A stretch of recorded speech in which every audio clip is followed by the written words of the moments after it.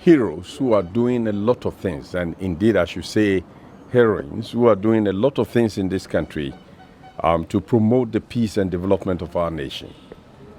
These are people who do things on the quiet. We don't often hear about them. They are doing their normal things, but they are committed to it, and they do so with a sense of responsibility for the mother Ghana, for the development of this nation.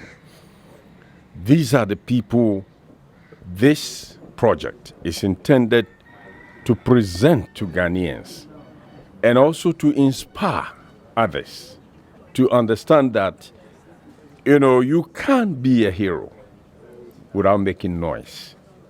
The most important thing is be committed to your nation and seek to do things that will promote the welfare and the well-being of this nation. You can be patriotic without being noisy.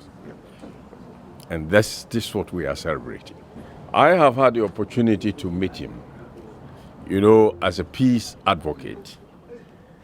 His love is a man with a clout, in charge of the Muslim community in Ghana.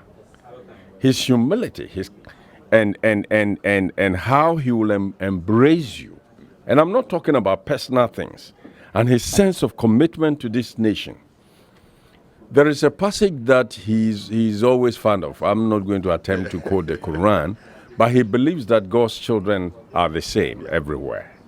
And there's no reason why we should allow religion to divide us. We should be together, live and let others live. And that, to me, is a very, very important virtue that should also be supported and promoted to inspire younger people and even older people who are coming, who are about to go, and those who are coming, so that this nation will grow from strength to strength. If you don't know the value that we those of us in Ghana have, people who are living in countries where there's too much tension, religious tensions, they come to this country and they are amazed how, in spite of our different, our religious differentiations, we are able to live in peace, live and let others live. It has come about because we have leaders who are promoting this, and he is one of them.